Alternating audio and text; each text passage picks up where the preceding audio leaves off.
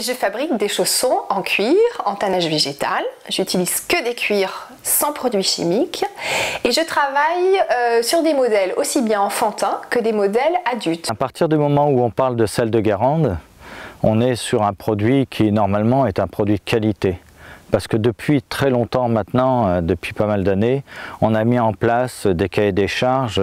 Le premier cahier des charges qu'on avait mis en place, c'était le Nature et Progrès, qui garantissait déjà au moins que le producteur faisait attention à ses outils de production, à tous ses gestes et à la façon dont il traitait sa saline et à tout ce qu'il pouvait utiliser, tout ce qui était en contact avec le sel. Le principe de la maison ronde, c'est d'avoir un agencement totalement libre. Grâce à ce pilier central, on cloisonne vraiment comme on veut, ce qui est très important pour les clients parce qu'ils ont vraiment une maison à leur goût et qui conviennent à leurs habitudes de vie. Nous sommes un des plus gros consommateurs de vélos au monde, même plus que les Chinois. On est derrière les Hollandais et les Allemands, mais on est troisième consommateur de vélos au monde. Donc cette entreprise, qui est une des derniers bastions de la fabrication made in France, on pourrait dire, ou fabriquée en France plutôt, donc à sa valeur. Il y avait énormément d'entreprises de vélos, de fabrication de vélos il y a quelques années. Nous sommes parmi les derniers résistants. La spécificité de l'entreprise de plombier, c'est du dépannage réparation en centre-ville à vélo triporteur. J'estime que la nature nous donne tellement de choses, tellement de belles plantes. Pourquoi aller mettre sur son visage des produits avec du parabène, des conservateurs chimiques?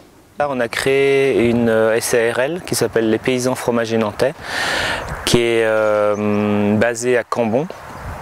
Donc on peut dire en fait que c'est une fromagerie collective. On est 8 agriculteurs autour de ce projet-là.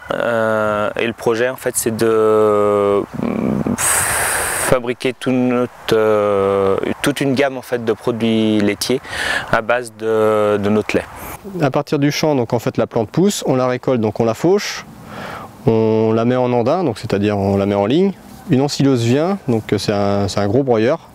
Ça broie et donc là on obtient du chanvre comme il est là, donc avec de la chènevotte, donc c'est-à-dire les petites pailles, donc c'est ce qui sert à faire les murs.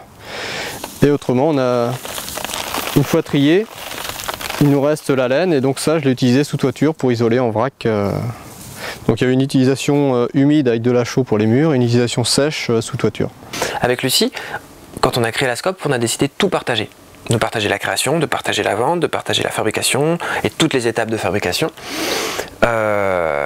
Aujourd'hui on se spécialise parce qu'on s'aperçoit qu'on est plus à l'aise dans certains domaines chacun et on le fait avec beaucoup d'harmonie, avec beaucoup de respect et c'est ça qui est intéressant.